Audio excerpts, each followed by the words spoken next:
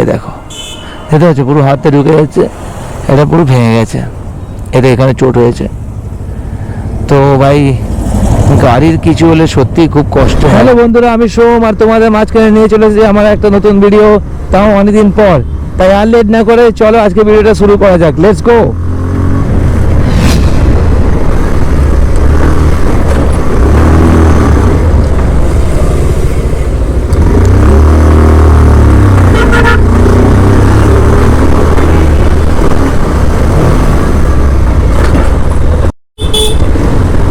আসলে বন্ধুরা কয়েকদিন খুব ব্যস্ত আছি, একটু কাজের মধ্যে ব্যস্ত আছি। কাজ তো করতেই হবে, জানো মিডল ক্লাস ফ্যামিলি ভাই, না কাজ করলে পেট চলবে কি করে।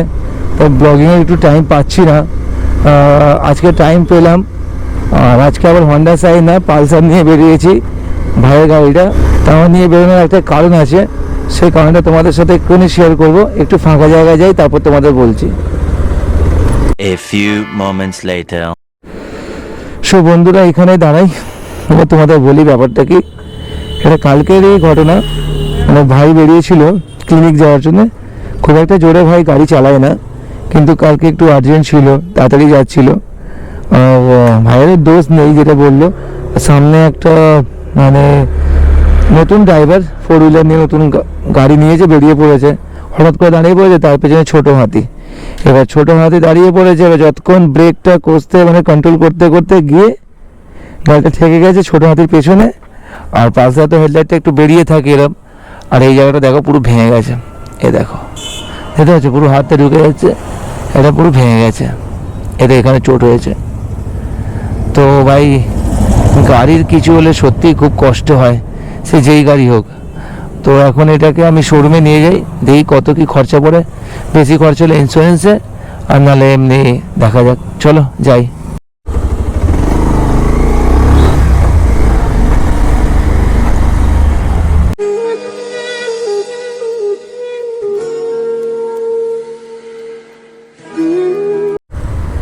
সো বন্ধুরা শোরুমে দেখালাম, কথা হলো, বলছে বাইকের কস্ট পড়বে যদি আমি শুধু হেডলাইটটা চেঞ্জ করি তাহলে 1734 টাকা, আর যদি ভাইজারটা স্ক্র্যাচ হয়ে গেছে যদি চেঞ্জ করি তাহলে 820 টাকা আরও, তার মানে 2550 সামথিং এরকম লেগে যাবে।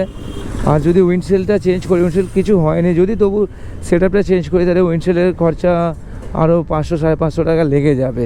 তার মানে টোটাল কস্ট 3000 প্লাস হয়ে যাবে। আর যদি আমি না চেঞ্জ করি তা শুধু ওই হেডলাইটের অ্যাসেম্বলিটা চেঞ্জ করলে 1734 টাকা লাগবে।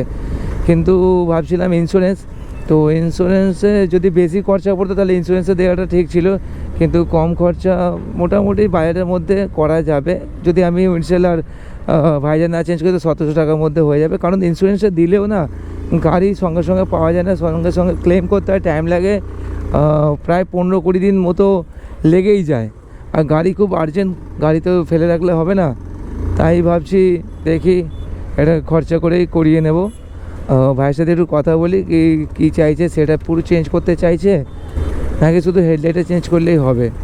এবার দেখি কি বলে। তো আপাতত ঘরে যাই, দেখি ভাই আসবে একটু পরে, আমার গাড়িটা হন্ডা গাড়িটা নিয়ে গেছে, কথা বলি। তো চলো বন্ধুরা আজকের মতো ছোট ভিডিও আছে, ছোট ব্লগ এখানেই শেষ করি। দেখা হবে কিছু নতুন ভিডিওর সাথে, ততক্ষণের জন্য টাটা, bye bye and take care. খেয়াল রাখো, ভালো থেকো, দেখা হচ্ছে পরের ভিডিওটা। Bye, take care.